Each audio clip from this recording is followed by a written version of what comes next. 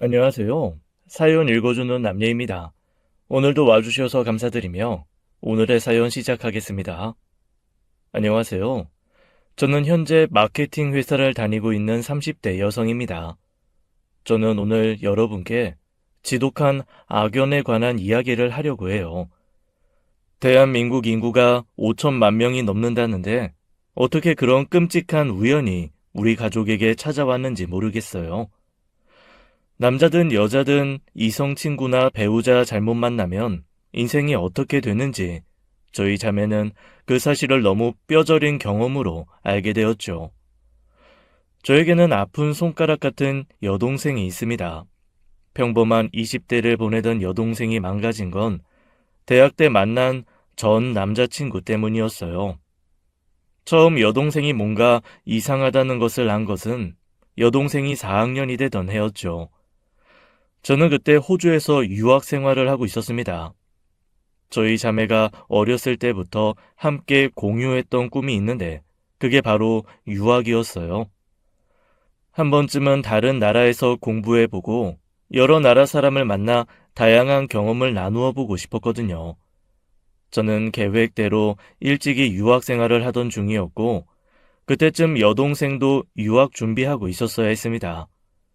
그런데 엄마 말을 들어보니 유학 생각이 전혀 없는 것 같다더라고요. 유학 생활이 여동생의 오랜 꿈 중 하나라는 것을 잘 알고 있던 저는 뭔가 이상하다고 생각했지요. 그래서 여동생에게 연락해 자초지정을 물어본 거예요. 수정아, 너 영국 안 가? 지금쯤 준비해야 하는 거 아니야? 언니, 나 유학은 잠깐 보류하려고. 왜? 졸업하자마자 가야지. 요즘엔 그것도 늦다고 하던데. 더 늦어지면 부모님도 부담일 거고. 그냥 생각이 좀 바뀌었어. 가끔 여행이나 가면 되지. 거기까지 가서 새로운 학교 생활에 적응할 자신도 없고. 졸업작품 준비만으로도 힘에 부쳐서 유학 준비까지는 힘들 것 같아. 그래도 너 어렸을 때부터 꿈이었는데 그걸 안 간다고? 정말 제대로 생각해 본 거 맞아? 응, 언니. 나도 많이 생각해보고 내린 결정이야. 진짜 가고 싶을 때 가는 게 낫지. 부모님 지원이 힘들어져도 내가 벌어서 가면 되니까 괜찮아. 걱정해줘서 고마워, 언니. 다른 사람들은 살다 보면 생각이 바뀔 수 있는 거 아니냐고 대수롭지 않게 생각했을 거예요. 하지만 여동생을 잘 알고 있던 저는 그렇게 생각을 바꾸게 된 계기가 너무 궁금했습니다. 여간에선 유학은 절대 포기할 수 없는 꿈이란 걸 잘 알고 있었거든요. 여동생은 예술대학을 진학했기에 졸업학기인 마지막이 정말 바빠요. 저는 그쪽 방면을 잘 모르다 보니 눈코 뜰 새가 없이 졸업작품 만드는 것만으로도 바쁘다는 말이 이해되지 않았어요. 그런데 밤 늦게까지 학교 작업실에 있다고 하기에 그냥 그렇구나 했습니다. 그때 여동생의 내면에 좀 더 귀를 기울였더라면 그런 비극이 일어나지 않았을 텐데 하는 후회가 있어요. 어느 날 여동생이 응급실에 실려갔다는 연락을 받은 건 그로부터 6개월이 지난 어느 날이었죠. 수연아, 놀라지 말고 들어. 어? 엄마, 무슨 일이야? 무섭게 목소리가 왜 그래? 수정이 지금 응급수술에 들어갔어. 응급수술? 무슨 응급수술? 갑자기 왜? 사고 났어? 그게 엄마는 차마 말을 잇지 못했습니다. 여동생은 스스로 목숨을 끊으려 했다가 천만 다행으로 그 전에 발견되어 급하게 병원에 가게 된 거예요. 피를 너무 많이 흘려 어렵다는 의사의 말을 듣고서야 제게 연락했고 엄마는 자신에게 말하듯 제게 마음의 준비를 해두라고 했죠. 있을 수 없는 꿈속을 걷는 것처럼 머릿속이 새하얘졌습니다. 여동생이 그런 선택을 했다는 것도 목숨이 위험하다는 것도 뭐 하나 여동생에게 있을 수 없는 일이었으니까요. 여동생은 기적적으로 목숨을 붙잡고 있었습니다. 엄청난 양의 수혈을 받고서야 간신히 눈을 뜨게 됐다더라고요. 그 일로 저는 급히 귀국해 여동생을 만나게 됐는데 말도 못하게 수척해진 모습에 눈물부터 나오더라고요. 수정아, 대체 어떻게 된 일이야? 어? 대체 왜? 언니, 미안. 대체 왜? 네가 왜? 저는 대체 왜 그랬는지 그 말밖에 하지 못했고 여동생은 그저 미안하다고만 했죠. 그렇게 함께 여동생과 지내면서 알게 된 진실에 저희 가족은 경악할 수밖에 없었습니다. 그동안 여동생이 전 남자친구에게 잦은 폭행과 가스라이팅을 당하고 있었다는 거예요. 유학을 포기한 것도 다 그 전 남자친구가 못 가게 해서 안 간 거였습니다. 그 사실을 알게 된 엄마는 억장이 무너진다며 주저앉아 오열하셨고 아빠는 밖에서 줄담배를 피우셨죠. 저도 속상하기도 했지만 여동생에게 화도 나더라고요. 대체 네가 뭐가 부족해서 그런 남자애를 만나? 처음부터 너한테 손을 댔으면 끝냈어야지. 왜 일을 이 지경까지 끌고 와? 너 진짜 정신 나갔구나. 어떻게 남자 때문에 부모님 가슴에 대못을 박아? 미안해. 미안하단 소리 좀 그만해. 내가 너한테 사과하래? 도대체 어떤 정신머리로 그런 짓을 했는지 납득할 수 있게 설명 좀 해보라고. 미안해, 언니. 정말 돌아버리겠더라고요. 물론 생각 같아선 그 정신 나간 놈을 찾아가 흠씬 두들겨 패고 싶었지만 현실적으로 제가 할 수 있는 일이 없었습니다. 고소를 진행하고 싶었지만 여동생의 정신 상태가 생각보다 너무 심각해 할 수가 없었어요. 그놈은 생각보다 정말 교묘하게 여동생의 정신을 조작하여 나약하게 만들었고 자기한테 불리한 증거를 가지고 있지 못하도록 치밀하게 준비했더더라고요. 극심한 우울증과 대인기피증이 생긴 여동생은 집 밖으로 나가는 것도 너무 두려워했어요. 결국 졸업 마지막 학기를 다니지 못하고 휴학했고 그 뒤로 저희 가족은 아주 긴 터널을 지나야 했습니다. 여동생이 그 지경이니 저라도 어떻게든 유학 생활을 끝마치라는 부모님의 조언에 따라 저는 호주로 돌아갔어요. 그 후로도 여동생은 집 밖으로 나오지 않고 은둥형 외톨이처럼 방 안에서만 지낸 모양이더라고요. 제가 연락할 때는 아무렇지 않은 척, 괜찮은 척 했지만 실상은 죽지 못해 사는 사람이었죠. 심리 검사를 할 때마다 극단적 선택을 할 가능성이 너무 높게 나와 부모님은 여동생과 함께 자야 했대요. 엄마는 여동생과 손목을 묶고 자고 아빠는 발목을 묶고 잤다는 이야기를 듣고 가슴이 무너졌습니다. 제가 비교적 편안한 유학생활 할 때 부모님께서는 2년을 그렇게 사신 거예요. 엄마, 이제 수정이 내가 책임질 테니까 걱정하지 마. 어떻게든 차차 나아질 수 있도록 힘써볼게. 나는 큰 거 바라지도 않아. 그냥 얘랑 마트 한 번만 나갈 수 있어도 소원이 없겠어.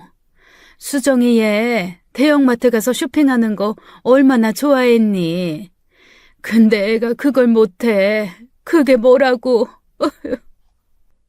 그렇게 돌아와 한국 회사에 취직해 제가 여동생과 한 방을 쓰며 재활을 도왔죠. 밖에 나가지 못하는 애라 맛있는 것을 사다 먹이고 이런저런 취미생활을 할 수 있게 도와주는 게 고작이었지만요. 그 와중에 저는 회사 동료의 소개로 만난 남자친구와 2년간 연애 끝에 프로포즈를 받게 되었습니다. 자상하고 취향도 맞은 남자를 결혼 정년기에 만나 프로포즈까지 받았으니 거절할 이유가 없었어요. 제 결혼에 걸림돌이 있다면 딱 하나, 여동생이었죠. 결혼? 절대 안 돼! 수정아, 재환이 좋은 사람이야. 언니가 너한테 말은 못했는데 2년 동안 만나면서 언니 속속 있는 일 한 번도 없었어. 남자들은 다 똑같아. 결국 본성 숨기고 있다가 뒤에서 뒤통수 치는 종족이라고. 내가 뭘 했어? 남자 만나지 말랬잖아. 왜 나한테 말도 없이 남자를 만나? 수정아, 네 마음은 이해해. 네가 언니 얼마나 생각하고 있는지 잘 알아. 근데 걱정하지 마. 언니 진짜 잘 살 거야. 언니 그렇게 멀리 가는 것도 아니야. 언니, 내가 잘 알아. 남자들? 달도 별도 다 따줄 것처럼 굴다가 수 틀리면 끝나는 거라고. 언니, 제발, 제발 결혼하지 마. 결혼하면 언니 죽어. 언니 없으면 나 못 살아, 정말로. 여동생은 제 결혼 소식에 화도 냈다가 빌어도 보고 별짓을 다해 결혼을 막으려고 했지요.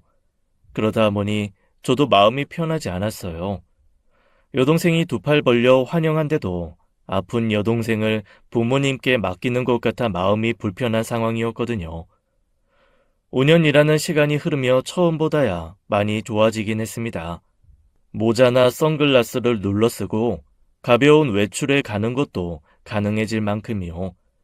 하지만 새로운 관계를 형성하거나 외출할 때 남자만 가까이 와도 흠씬 놀라고 심할 때는 공황 발작을 일으키기도 해요. 그런 여동생을 두고 결혼이라니 과연 그게 옳은 일인가 싶던 차에 반대까지 하니 저도 자신이 없어졌죠. 그런데 아빠가 조용히 저만 불러 그러시더라고요. 수연아, 수정이 말은 듣지 말고 결혼해라. 하지만 아빠, 수정이가 저렇게 반대하는데 섣불리 내가 결혼했다가 또 발작이라도 일으키면 어떡해. 그렇다고 평생 너도 혼자 살 거야. 수정이가 남자 공포증 가져 평생 혼자 산다고 하면 그건 어쩔 수 없는 일이야. 하지만 너까지 그러면 아빠 가슴 아파 못 살아. 너라도 제대로 된 남자 만나 보통의 가정을 꾸리며 잘 살아야지. 그리고 혹시 알아? 네가 그렇게 잘 사는 모습 보여주면 수정이도 생각이 바뀔지. 저도 저 나름대로 오랜 고민을 했어요. 제가 여동생 곁에 남는 게 부모님을 위한 일이라고 생각했는데 부모님으로선 둘 중 하나라도 제대로 된 삶을 사는 게 효도라고 하시니 결혼을 선택하게 되었습니다. 그리고 아빠 말대로 저로 인해 여동생의 생각이 바뀔 수도 있다는 기대도 있었던 거예요. 본격적인 결혼 이야기를 하게 되었을 때 저는 남편에게 숨겨왔던 여동생 이야기를 자세히 했어요. 그동안은 아픈 여동생이 있다는 말만 했지 자세한 이야기는 하지 않았거든요. 하지만 결혼하게 되더라도 제가 가진 여동생에 대한 책임감은 놓을 수 없었기에 남편에게도 양해를 구해야 했습니다. 그 과정에서 꼭 필요한 이야기라고 생각한 거예요. 그때 남편은 제 이야기를 꽤 심각한 표정으로 진지하게 듣더니 그러더라고요. 수연이 네 동생한테 그렇게 끔찍한 일이 있으리라곤 생각지도 못했어. 아픈 여동생이라고 하기에 어려서부터 큰 수술을 했나 보다. 막연히 그렇게 생각했지. 생각보다 정말 심각한 상황이었구나. 언니 결혼 반대하는 것도 이해가 돼. 이해해줘서 고마워. 사실 하기 쉽지 않은 얘기였거든. 그래도 결혼을 결심한 이상 너도 꼭 알아야 한다고 생각했어. 당연하지. 이제 수연이 너 혼자 떠맡으려고 하지 마. 내가 나눠 짊어질게. 나한테 마음의 문을 열기까지는 시간이 좀 걸리겠지만 진심은 언제나 통하게 되어 있어. 남편은 제 가족 사정을 자기 일처럼 함께 고민해주고 또 노력도 해주는 고마운 사람이었습니다. 아파서 결혼식에 참석하지 못한 여동생을 위한 선물도 해주고 선물을 보낼 때마다 진심 어린 걱정을 담은 손편지도 함께 써준 사람이었어요. 그렇게 3개월쯤 지났을 때 여동생이 처음으로 그러더라고요. 형부, 어떤 사람인지 만나보고 싶어. 정말? 그래도 괜찮겠어? 언니 말대로 형부가 괜찮은 사람인 것처럼 보여. 언니가 그렇게 사랑하는 사람이면 나도 어떤 사람인지 제대로 만나서 알고 싶어. 남편의 노력이 결국 좋은 결실을 맺게 된 겁니다. 그래서 전 남편에게 너무 감사했어요. 돌려받지 못하는 마음에 한결같은 모습을 보이긴 쉽지 않은 일이잖아요. 남편은 여동생을 만나는 날 제게 줬던 그 어떤 꽃다발보다 더 큰 꽃다발을 준비해 가지요. 그렇게 차츰 여동생은 마음을 열게 되었고 남편을 가족의 일원으로 받아들이게 된 것이죠. 그때까지만 해도 저는 완벽한 결혼을 했다고 생각했습니다. 아픈 여동생을 이해하고 노력해주는 남자만큼 저에게 완벽한 상대는 없었으니까요. 그런데 제 결혼에 서서히 균열이 생긴 건 제가 몰랐던 시댁의 비밀을 알게 되면서부터였어요. 시댁에 머물다 우연히 남편 방에서 어린 시절 가족 사진을 발견했는데 애 하나가 더 있는 거예요. 제가 알기론 남편에겐 형제라곤 위로 하나 있는 신우뿐이었는데 남편보다 어린 남자애였죠. 여보, 이 아이는 누구야? 이거 가족 사진 아니야? 어? 아하, 그게 사촌 동생이야. 사촌 동생? 누가 봐도 사진관에서 찍은 가족 사진인데 사촌 동생이 가족 사진을 같이 찍어?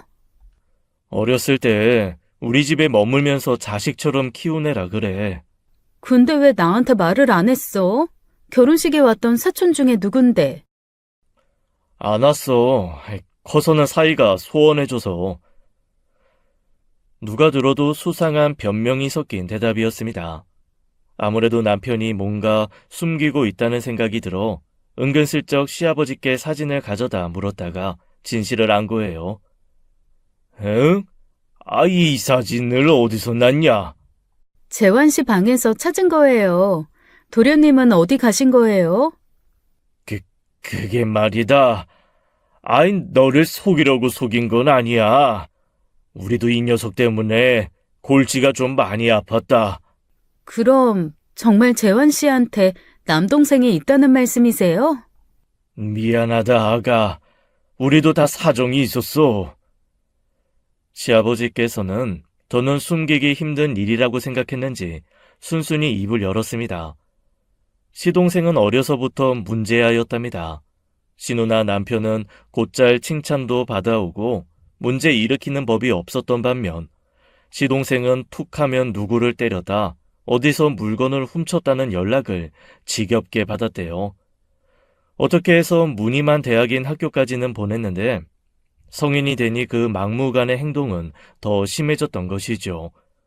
허구한 날 와서 차 사달라, 사업하게 돈 달라는 통에 결국 절연한 상황이라고 한숨을 거듭하며 고백하셨죠. 듣다 보니 절연할 만하다 싶으면서도 가족이 될 사람에게 숨기기까지 할 일인가 싶어 좀 서운하더라고요. 제가 사진을 발견했는데도 끝까지 사촌 동생이라고 숨기려고 한 남편의 태도도 조금 실망스럽고요. 하지만 제 아픈 동생을 이해해준 사람이기에 그런 걸로 서운함을 표현하기가 쉽지 않았습니다. 그래서 그냥 그러려니 하고 넘어간 것이었어요. 누구나 숨기고 싶은 가정사 하나쯤이 있지 않나 그런 마음으로요. 앞으로 만날 일 없는 사람이라는데 굳이 제가 신경을 쓸 이유도 없었고요. 그런데 돌연 절연했다던 시동생이 나타나면서 전환점이 생긴 거예요.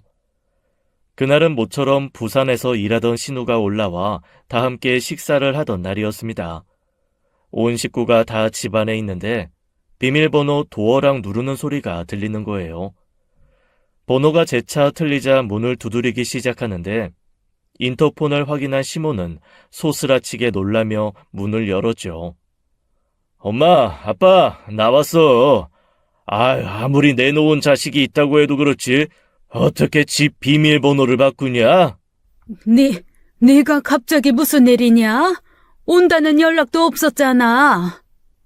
엄마 많이 놀랐나 보네. 내가 엄마 아빠 좋아하는 선물 잔뜩 사왔으니까 좀 반겨줘. 못 보던 분이 계시네? 형 결혼했어? 인사해라. 네 형수야. 수연아, 그때 말한 내 동생. 안녕하세요, 도련님. 예, 안녕하세요.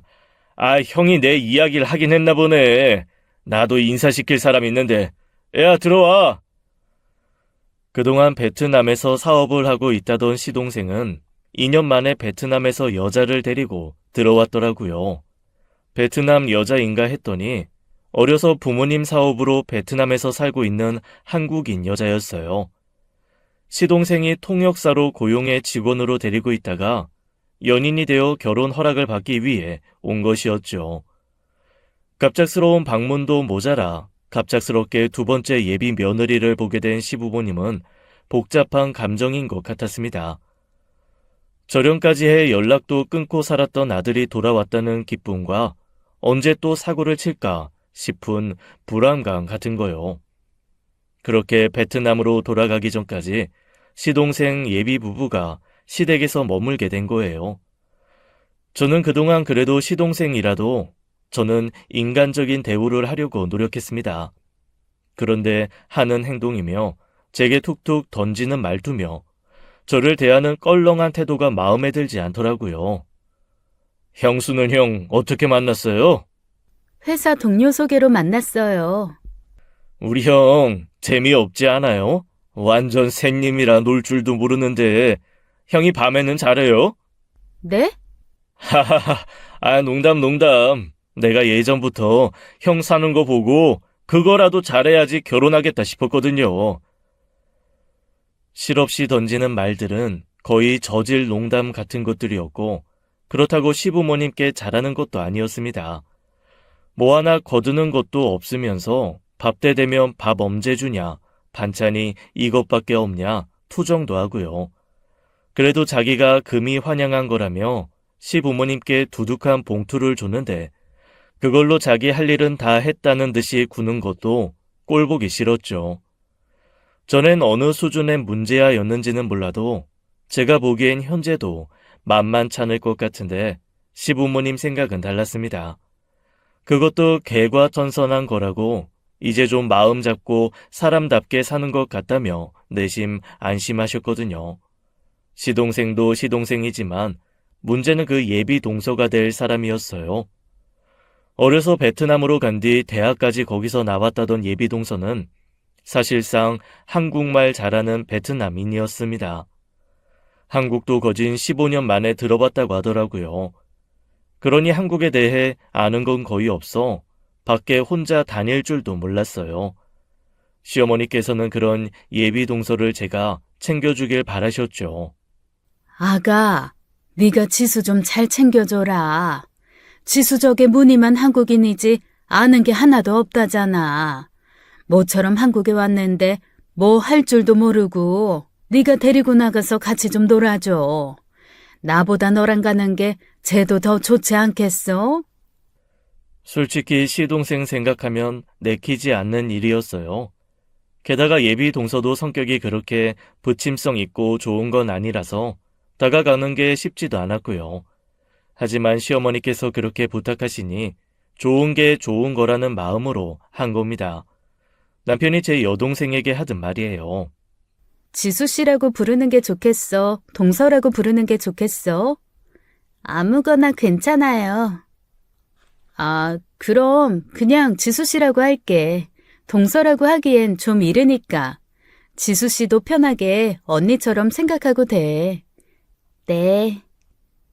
저도 회사 생활하면서 낯을 많이 가리는 후임들 교육으로 나름의 짬밥이 있는 사람인데도 시댁 식구는 어렵더라고요. 게다가 무슨 말을 해도 단답형의 질문도 없이 그저 따라다니기만 하니 재미도 없고 기운만 빠지고요. 거기다 점심을 먹든 카페를 가든 은근히 입도 닫고 지갑도 닫고만 있는 게 영 못마땅했죠. 보통 밥을 얻어먹었으면 빈말이어도 커피는 사겠다고 할 수 있잖아요. 거기다 올리브영에 가고 싶다고 해서 데려갔더니 은근슬쩍 계산까지 저한테 시키는 겁니다. 지갑을 가지고 오지 않았다면서요. 거기다 대고 그럼 다음에 와서 사라는 말이 어떻게 나오겠어요. 거기까지는 해주자 싶어 15만 원이나 되는 결제 금액을 제가 내기도 했죠. 고맙다고 고개는 숙이는데 큰 돈을 쓰고도 기쁘지 않는 게 앞으로는 거리를 둬야겠다 싶었죠. 그런데 그 뒤로도 어디 갈 일 있으면 저를 부르는 겁니다. 얘 수연아, 지수가 가고 싶은 데가 있다는데 이번 주말에 좀 들러서 갔다 와. 네? 아, 저 주말에 일이 있는데요. 그래? 일 좀 미루거나 빨리 끝내고 올 수는 없나?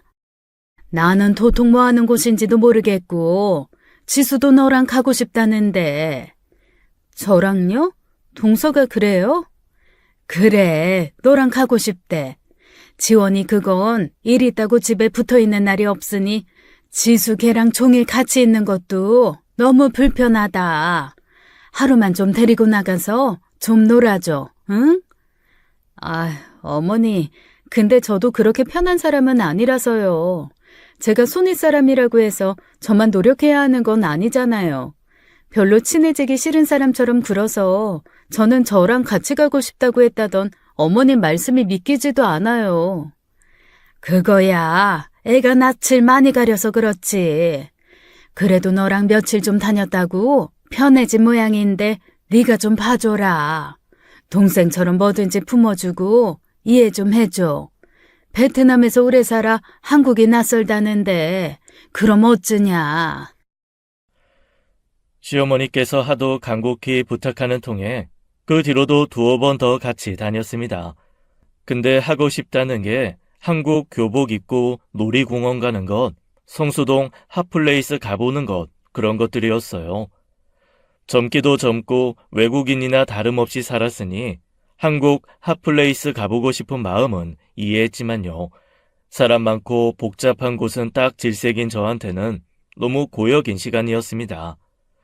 주말 놀이공원, 성수동이며 종로는 인파가 장난 아니거든요. 주말 중 하루나 시간을 내서 제가 무슨 수행 비서처럼 따라다니다 보니 제가 뭐 하고 있나 싶더라고요. 그래서 저도 딱 잘라 이야기했습니다.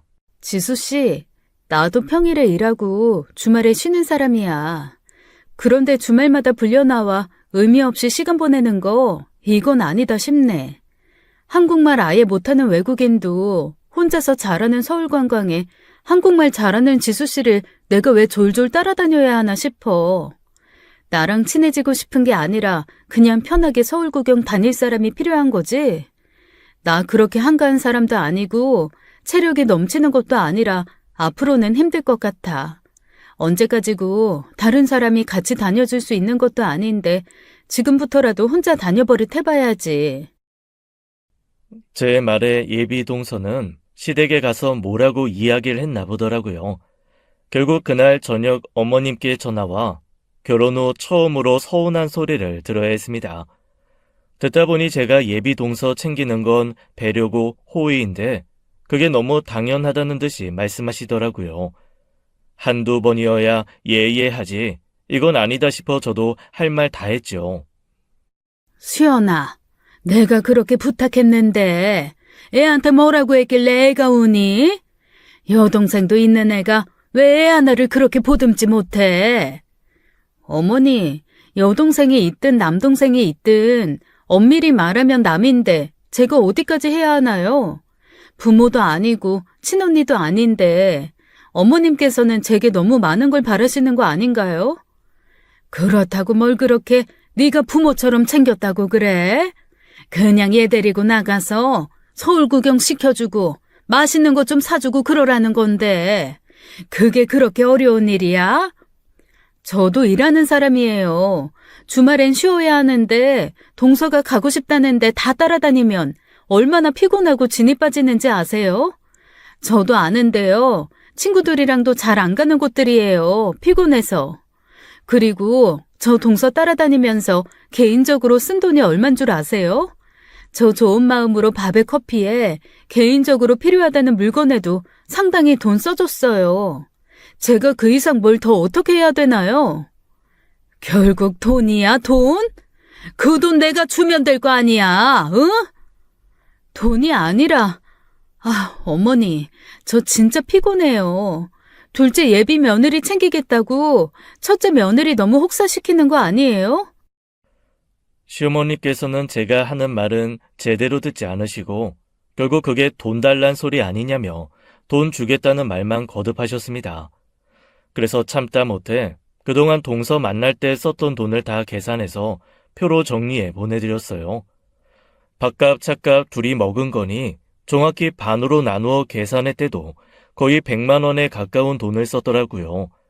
표로 정리해 몇 월 며칠 어디에 어떻게 썼는지 다 보내드려서 그런지 어떻게 그렇게 많은 돈을 쓸 수가 있냐는 딴지를 걸진 못하셨습니다. 결국 돈은 보내주셨지만 그 뒤로는 같이 나가달란 이야기는 안 하시더라고요. 남편도 할 만큼 했다며 대처 잘했다고 해줬고 그 뒤로 예비 동서를 따로 만날 일은 없다고 생각했었습니다. 그런데 제가 예비 동서와 손을 잡아야만 하는 일이 생기고야 만 것입니다. 그러던 어느 날이었어요. 시동생과 예비 동서가 베트남에서 한국으로 온 지 2달이 조금 넘을 때였죠. 퇴근 후 남편과 유튜브 영상을 보고 있는데 예비 동서로부터 연락이 온 거예요. 솔직히 달가운 연락은 아니라 받지 않으려고 했지만 그 시간에 연락이 온 게 이상해 받게 되었습니다. 여보세요? 언니, 저 좀 도와주세요. 지수씨, 무슨 일이야? 저 좀 살려주세요. 제발, 저 좀 살려주세요. 어머, 지수씨, 왜 그래? 무슨 일인데 그래? 진정하고 말해봐, 어? 동서는 전에 없이 다급한 목소리로 울면서 이야기했고 저는 너무 놀라 그 자리에서 벌떡 일어났죠. 무슨 일인지 두서없는 말만 반복하며 힘들어하기에 일단 저희 집으로 오게 한 거예요. 저는 동서의 얼굴을 보자마자 화들짝 놀랐습니다. 입술이 터지고 한쪽 얼굴이 눈에 띄게 빨갛게 부어 있었거든요. 보자마자 직감적으로 시동생이 한 짓이라는 걸 알았죠. 저는 살면서 누군가에게 맞은 사람의 얼굴을 처음 본 것이었어요. 봤어도 초등학교 때 심하게 다툰 남자 아이들 상처나 봤지 남자한테 맞은 여자 얼굴은 처음 봤거든요. 제가 맞은 것도 아닌데 심장이 뛰고 손이 다 떨리더라고요. 왜 그래? 설마 도련님이 그런 거야? 제 물음에 예비 동서는 흐르는 눈물을 연신 훔쳐 닦으며 고개를 끄덕였습니다. 알고 보니 시동생의 폭행은 상습적이었더라고요.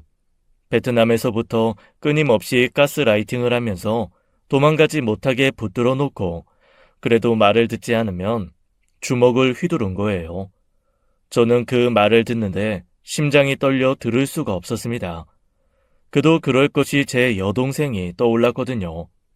제가 유학 생활을 하며 아무것도 모르고 있을 때 여동생도 이렇게 전 남친에게 맞고 공포에 떨었을 시간이 있었을 거라고 생각하니 눈앞이 아찔했어요.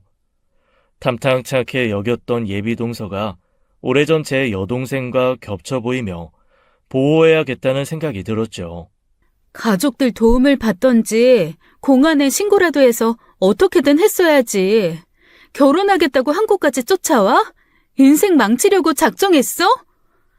가족들도 사람 시켜 다 죽여버리겠다고 협박해서 어쩔 수가 없었어요. 그 사람 정말 무서운 사람이에요. 도망칠 수가 없었어요. 가만히 듣고만 있던 남편도 절대 참을 수 없다며 그 길로 시댁으로 달려갔어요. 남편이 단판을 지을 동안에도 예비 동서는 이따금 사시나무 떨듯 몸을 떨었죠. 날이 추운 것도 아닌데 바들바들 떠는 게 안정제가 필요할 것 같아 응급실에 가야 했어요. 만일을 대비해 그런 기록을 남기는 것도 중요하다는 생각도 들었거든요. 안정제 처방을 받고 나서야 한결 편안해진 예비 동서 얼굴을 보니 시동생에게 이루 말할 수 없는 혐오감이 들었습니다. 제 여동생 인생을 망쳐놓은 그 개차반 같은 인간 쓰레기가 제 주변에 있다니요. 지수씨, 어떻게든 베트남으로 돌아가. 가서 부모님께 말씀드리고 어떻게든 대처를 해. 결국 끝까지 저 찾아올 텐데요. 제 잘못이라고 할 거예요. 제가 말을 안 들어서 생긴 일이라. 무슨 말을 안 들었는데? 그 사람이 현재 업체와 협상을 위해서 자료조사 해놓으라는 게 있었는데 제가 안 해놨어요. 뭐? 지수씨, 행여 그게 지수씨가 업무적으로 잘못한 일이라고 해도 그게 폭력을 정당화할 수는 없어. 지수씨 그거 몰라? 세상에 맞을 짓이라는 건 없어. 폭력은 무조건 나쁜 거야. 지수씨가 일을 안 해서 문제가 생겼다면 해고나 법적으로 따져 물으면 그만이지.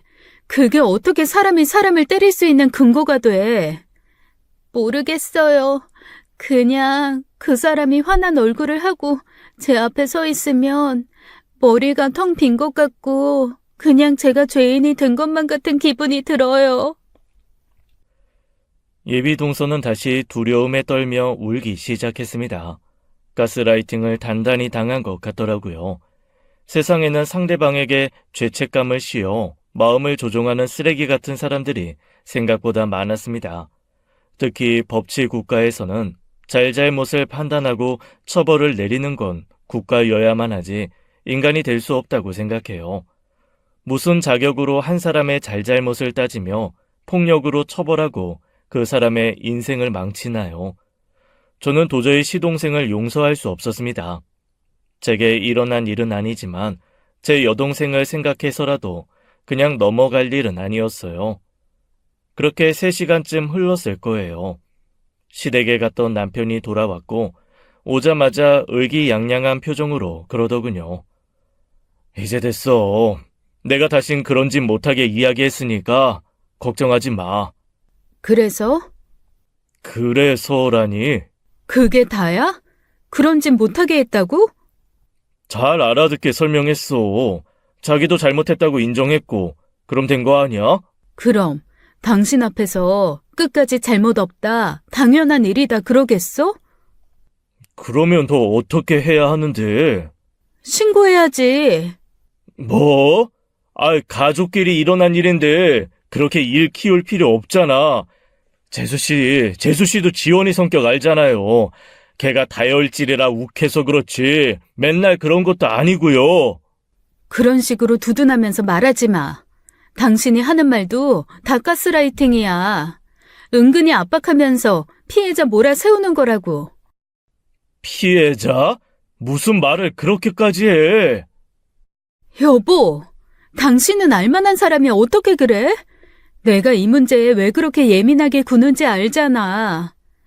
그래, 당신 동생이니까 팔은 안으로 굽어서 그렇게 생각할 수 있다고 치자.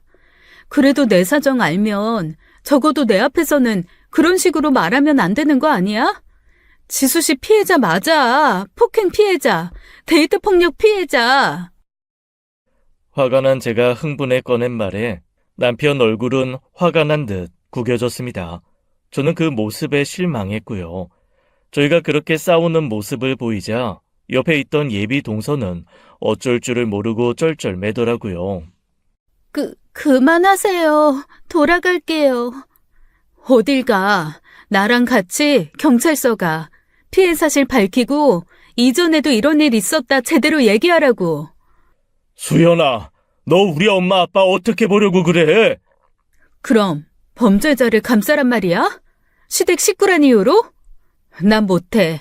내가 여기서 그냥 넘어가면 나도 똑같은 방관자고 그건 우리 수정이한테도 못할 짓이라 안 되겠어. 야, 한수연! 공교롭게도 시동생 문제는 저희 부부의 싸움으로 이어졌습니다. 결국 눈치만 보고 있던 예비 동서는 남편 말만 듣고 이제 그만 가봐야겠다고 가버렸어요. 맞고 사는 사람들 자기 팔자 자기가 꼰다고 하지만 예비 동서를 보니 그게 쉽지 않다는 걸 알겠더라고요. 잘못된 것을 알면서도 마치 늪에서 빠진 듯 그 지옥에서 스스로 걸어 나오는 게 너무 힘든 거예요. 그러니 제 여동생도 결국 그런 선택을 했겠죠. 돌아가겠다는 사람 억지로 막을 길도 없어 돌려보냈는데 마음이 편치 않더라고요. 남편은 예비 동서가 돌아가자 제게 기분 나쁘다 대놓고 이야기했습니다. 아무리 그래도 너무 애를 범죄자 취급한 것 같아 마음이 좀 안 좋다. 그래도 너한테 시댁 식구고 내 동생인데 어떻게 그렇게까지 이야기를 해? 솔직히 틀린 말도 아니잖아. 뭐? 너 진짜 끝까지? 그날 처음으로 저희는 정말 대판 싸웠습니다. 이혼 이야기가 안 나왔다 뿐이지 이혼을 앞둔 사람들처럼 싸웠어요. 저는 여동생의 마음을 열기 위해 노력하는 과정에서 남편이 제 여동생의 마음을 충분히 이해했다고 생각했어요. 그랬기에 남편의 말에 배신감을 느낀 것입니다. 개차반으로 살다 절연에 얼마 전까지만 해도 어떻게 사는지 모르게 살았으면서 갑자기 내 동생이라고 감싸는 모습을 보니 너무 실망스럽더라고요. 그 뒤로 며칠간 냉전 상태로 지냈습니다. 솔직히 그때 이혼하자고 해도 저는 아무 미련도 없었어요. 아무리 가족이라도 데이트 폭력 범죄자를 감싸는 사람과는 함께 살고 싶지 않았으니까요. 그런 제 마음이 겉으로 드러나긴 했는지 며칠이 지나자 남편이 슬슬 제 눈치를 보더라고요. 그러면서 뒤늦게라도 잘못 생각했다, 섣부른 판단이었다, 그렇게 사과했으면 좋았을 겁니다. 그런데 은근히 저를 설득하려고만 들더라고요. 아직도 마음이 안 풀린 거야? 당신 마음 이해해. 처제 생각하면 당연히 그렇게 생각할 수도 있지. 근데 지원이 그건 당신이 생각하는 그 정도는 아니야. 그냥 좀 다툰 건데 재수 씨 말 듣고 너무 애를 진짜 범죄자인 것처럼 몰아가니까 나도 마음이 상한 거지. 이유가 어떻게 됐든 자기보다 약자인 사람을 그렇게 때렸다는 건 있을 수 없는 일이야. 난 앞으로 당신 동생 있는 자리는 절대 안 갈 테니까 그렇게 알아. 수연아, 나 좀 봐주라. 지금 우리 엄마 아빠 애 이제 사람답게 산다고 좋아하시는데 괜히 긁어 부스럼 만들어 걱정 끼치는 거 싫어. 입은 삐뚤어졌어도 말은 똑바로 해야지. 자기 여자친구 패고 사는 게 사람답게 사는 거야? 그것도 자기 와이프 될 사람을? 제 말에 남편은 꿀먹은 벙어리가 되더라고요. 생각이 제대로 박힌 사람이면 거기다 대고 무슨 말을 하겠어요. 그렇게 한동안 시댁이랑 거리를 두고 지냈는데 시아버지 생신 때문에 어쩔 수 없이 자리에 참석하게 되었습니다. 시동생은 지난 일이 있어 그런지 은근히 제 눈치를 살피더라고요. 때와 장소를 가리지 않고 은근히 저질 농담을 하던 것도 멈추고 인사만 하고 아는 체도 안 했죠. 저는 그 뒤로 예비 동서가 어떻게 지냈나 괜찮은 건 맞나 걱정이 되었습니다. 그런데 예비 동서는 제가 뭘 물으려고 하면 은근히 자리를 피하더라고요. 그러면서 자꾸 시동생 눈치를 살피는 게 마치 미리 뭔가 지시라도 받은 사람 같았죠. 이대로는 안 되겠다 싶어 예비 동서가 주방에서 설거지하고 있을 때 다가가 팔꿈치 쪽을 잡았습니다. 그런데 짧은 비명을 내지르며 그릇을 놓치고 말았어요. 미안. 근데 그렇게 세게 잡은 거 아닌데. 지수 씨, 혹시 여기 아파?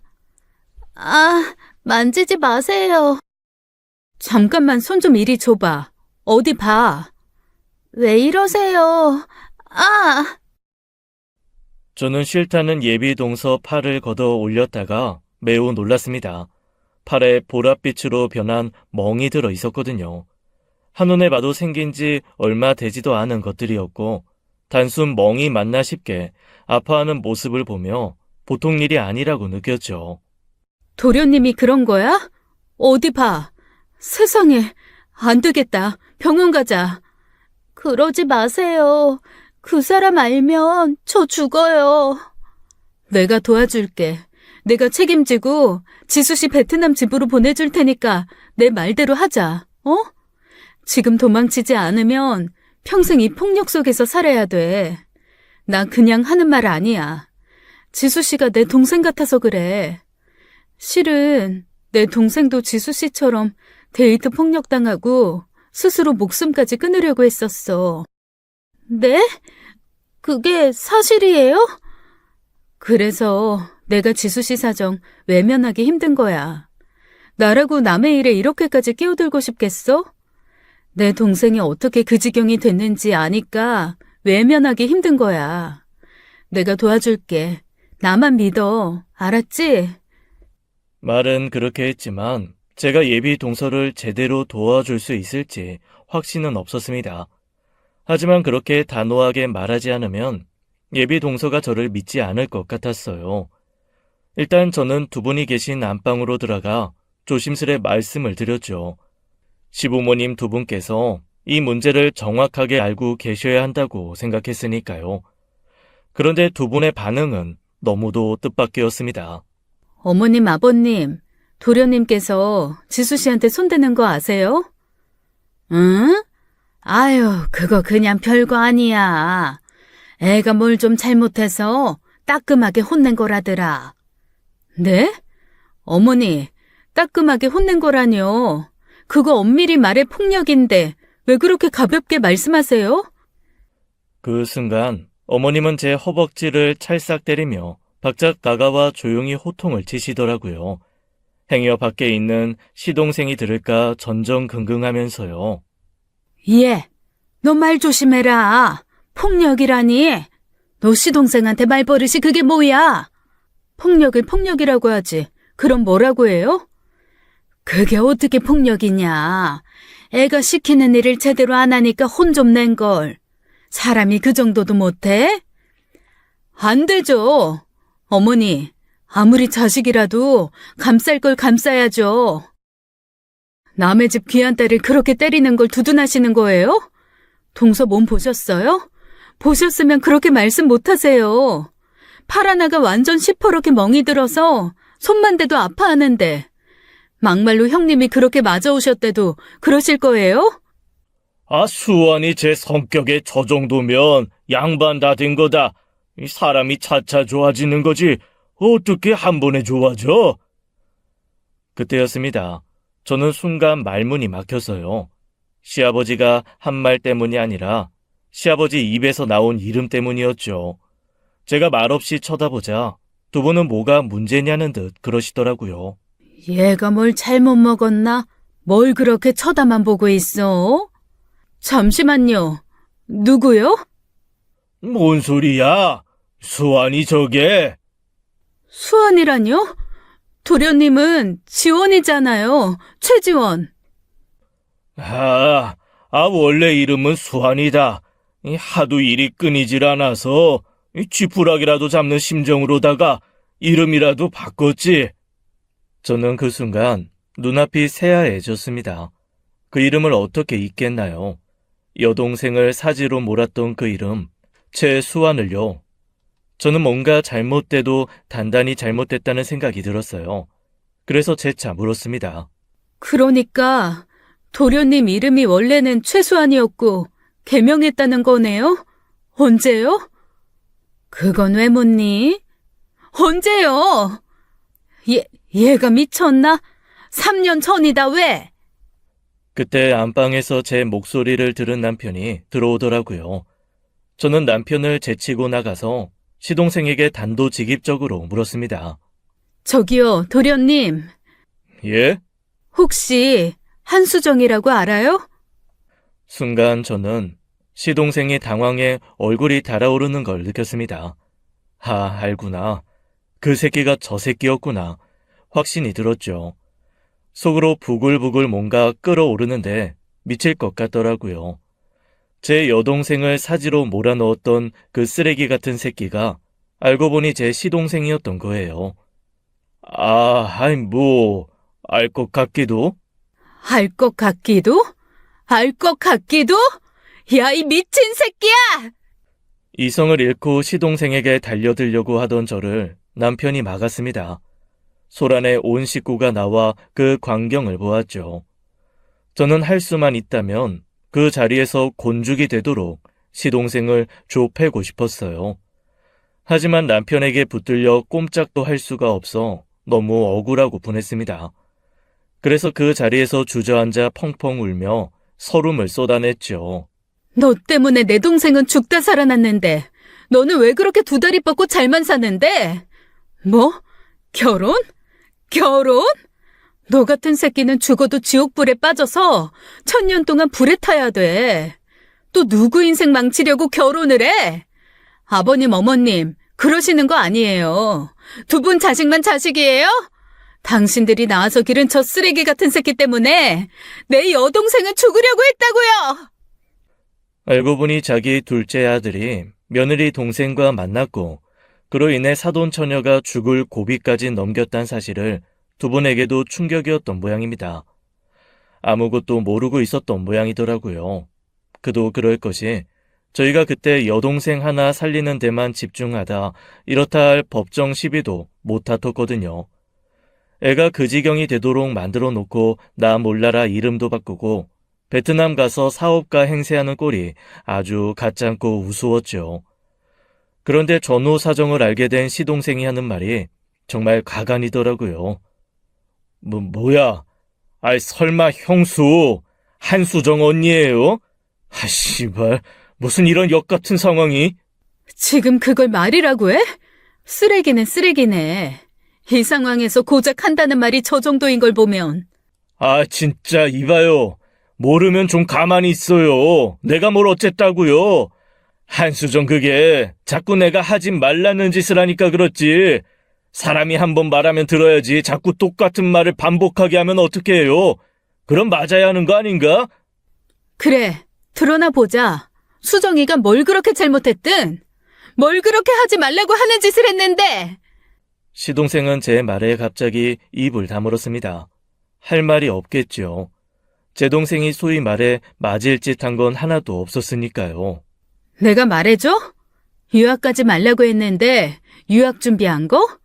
뭐 졸업작품 문제로 동기 남자애랑 연락한 거? 네 말대로 남자들 번호 싹 지우고 학교도 그만둬야 하는데 계속 다닌 거? 대체 뭘 잘못했는데 너 같은 개쓰레기 새끼한테 세뇌당해서 내 동생 유학도 포기했어. 졸업작품도 제대로 진행이 안 돼서 졸업하게 동기들이랑 연락하는 것만 좀 봐달라고 사정사정했지. 너 근데 내 동생한테 뭐라 그랬냐? 도예하는 애가 그럼 다리 벌려 물레질하지 조신하게 다리 오므리고 앉아서 도자기 빚어? 그런 애한테 뭐? 다른 남자 앞에서 다리 벌리는 창녀? 이 나쁜 새끼! 말하다 보니 울분이 차고 억울해서 견딜 수가 없었습니다. 여동생이 하지 못한 복수, 저라도 하고 싶어 안달이나 견딜 수가 없었어요. 그런데도 착한 내 동생은 너한테 잘못했다고 했어. 근데 너 어떻게 했냐? 내 동생 끝까지 몰아세워서 차라리 죽어버리라고. 쓸모없는 년이라고 내 동생 인격 다 죽여놨잖아. 남편의 손에 붙들려 아무것도 할 수 없어 오열하던 그때였습니다. 조용히 앉아 텔레비전을 보고 있던 신우가 다가와 시동생 뺨을 후려치더라고요. 평소 워낙 조용하고 안부 인사 정도만 나누던 신우가 한 돌발 행동에 저는 주저앉아 오열했어요. 혼자서 아둥바둥 싸울 때 유일하게 내 편으로 나서준 것 같은 고마움과 안도감 때문이었어요. 그래도 양심은 있는지 다들 제 말에 딴지를 걸지 못했고 시부모님도 난처해 아무 말도 못했죠. 저는 그 길로 동서를 데리고 시댁을 나갔습니다. 남편도 따라와 집으로 오게 되었는데 집에 오자마자 짐가방을 싸는 제 손을 남편이 붙들더라고요. 뭔데? 뭐 하는 거야? 이혼해. 수연아! 절대 못 살아. 소름 끼쳐. 악마가 따로 없어. 당신 나 속인 거야. 몰랐어. 나 수환이 문제 그렇게 자세히 알지도 못한다고. 처제가 만난 남자가 내 동생일 거라고 어떻게 생각하겠어? 그럼 처음부터 왜 속여? 그런 개체반 같은 남동생이 있다. 남동생 개명했었다. 왜 솔직하게 말하지 않았는데? 솔직히 알게 모르게 우리 집에서 최수환이라는 이름 들었잖아. 듣고도 모른 채 한 거잖아. 그건 설마 한 거야. 설마 내 동생이랑 처제가 그렇게 얽혀 있을 거라고 생각했겠어? 세상에 최수환같이 흔한 이름이 어딨다고. 난 절대 이혼 못해. 내가 잘못한 일도 아닌데 왜 내가 이혼을 해? 사기 결혼이야. 내가 아무리 당신이 좋았어도 당신이 그 새끼 형이란 거 알았으면 내가 결혼했을까? 아니, 당신이 백만장자여도 난 안 했어. 지수씨, 가자. 우리 친정에 가 있어. 야, 한수연! 이거 나! 야, 솔직히 말하면 처제 잘못도 있었던 거 아니야? 뭐? 남자친구가 하지 말라는 행동하는 건데 수환이 걔도 오죽 답답했으면 손찌검했겠냐고. 처제도 적당히 수환이한테 맞춰줘. 저는 참지 못하고 남편의 뺨을 후려쳤습니다. 마음 같아선 2대, 3대도 더 올려칠 수 있었어요. 하지만 그 자리에서 참은 건 손끝도 닿고 싶지 않은 불쾌한 감정을 느꼈기 때문이죠. 맞을 짓은 이런 걸 두고 하는 말이야. 반드시 폭력이 필요한 일이 있다면 바로 이 순간이겠지. 닥치고 가만히 기다려. 그 길로 친정에 간 저는 부모님께 이 모든 사실을 털어놓고 이혼하겠다 했어요. 여동생 모르게 조용히 이야기하려고 했는데 여동생이 그 이야기를 듣게 되면서 공황 발작을 하며 쓰러져 실려갔고 그것을 고스란히 지켜본 예비동서, 아니 지수 씨는 큰 결심을 내려주었습니다. 신고할게요. 정말이야? 벗어나고 싶어요. 그 악마 같은 사람한테서. 부모님께서는 여자를 위해 변호사를 고용해 주셨습니다. 콩밥만 먹이게 할 수 있다면 성공 보수를 1.5배 주시겠다 약속까지 하면서요. 어떻게 보면 남일이었지만 어떻게 보면 우리 집안의 일이었어요. 그렇게 지수 씨와 전 시동생의 법적 싸움이 시작되는 동안 저는 이혼 소송을 했습니다. 혼인 무효 소송을 하고 싶었지만 좀 더 유리한 싸움을 선택한 거예요. 결국 이 일을 처음부터 알고 있었더라면 결혼이 성립되지 않았을 거라는 점을 인정받게 되어 제가 승소했지요. 전 남편은 끝까지 이혼을 원하지 않는다며 무릎을 꿇고 빌기도 했지만 저는 그 어떤 동요도 되지 않았어요. 전 남편이 제 편을 들었더라면 사정은 달랐을지도 모르죠. 하지만 전 남편에게 있어서도 자기 동생은 아픈 손가락 중 하나였고 저는 제 아픈 손가락을 지킨 것뿐이지요. 전 시부모님께도 연락이 와 제발 합의 좀 하게 해달라고 사정하시는데 뻔뻔하다는 생각만 들더라고요. 예, 그래도 이건 아니지 않니? 이제 좀 정신 차리고 사는 애를 감옥에 보내면 애가 그 반발심이 들어서 앞으로 제대로 살겠어? 위험한 생각을 하게 될지도 모르잖아. 무슨 위험한 생각이요? 어머니, 그거 지금 협박이에요. 어머님도 법정에 서고 싶으세요? 뭐야? 자식 생각해서 한 소리 한 걸 가지고 무슨 협박이라고 몰아세워? 이야, 수연이 너 진짜 무서운 애구나. 저 눈에 보이는 거 없어요. 감옥 갔다 와서 해코지라도 할까봐. 그게 두려웠으면 시작도 안 했을 거예요. 할 테면 하라고 하세요. 가만히 있나? 또 넣고 또 넣어서 지옥 끝까지 쫓아가 줄 테니까. 그렇게 끈질긴 싸움 끝에 저희 가족은 지수 씨의 승소를 이끌어냈습니다. 지수 씨가 꾸준히 조금씩 증거를 모아온 것이 큰 역할을 했어요. 그리고 그 과정에서 여동생도 용기를 내어 시동생의 폭력적 성향과 가스라이팅 전적이 있다고 증언으로 나서주었죠. 저희 가족에게 있어서 그 소송의 승리는 굉장히 큰 전환점이 되었죠. 정의는 승리하고 결국 악은 선을 이길 수 없거든요. 우리 가족에게 고개 숙여 감사하다 거듭 인사하는 지수 씨에게 저희 엄마는 꼭 안아주며 그렇게 말씀하셨습니다. 아니야, 내가 다 고마워. 우리 수정이 한 대신 풀어줘서 내가 다 고마워. 마음 같아선 평생 감옥에 있게 하고 싶지만 그건 불가능한 일이었습니다. 그 일로 진짜 정신 차리고 산다면 다행이지만 그렇지 않다면 전 경고했듯 끝까지 싸울 작정이에요. 이판사판 이젠 눈에 뵈는 게 진짜 없거든요. 최근에 동생은 유학 준비를 해보기로 했습니다. 아직은 시도에 불과해서 가능할지 모르겠지만 세상에 발을 내딛기로 결심했다는 것이 중요하잖아요. 그래서 그 전에 베트남에 있는 지수 씨를 보러 겸사겸사 가족 여행을 다녀오려고 해요. 감사하게도 지수 씨 부모님께서 저희 가족을 초대해 주셨거든요. 여러분들도 무분별한 폭력 앞에서 굴복하지 않으셨으면 좋겠습니다. 여러분들에게 함부로 폭력을 휘두르는 사람은 결코 사랑으로 아끼는 사람이 아니라는 것을 명심하시길 바래요. 지금까지 사연 읽어주는 남녀였습니다. 끝까지 함께 해주신 여러분 감사드리며 저희는 다음 사연으로 돌아올게요. 감사합니다.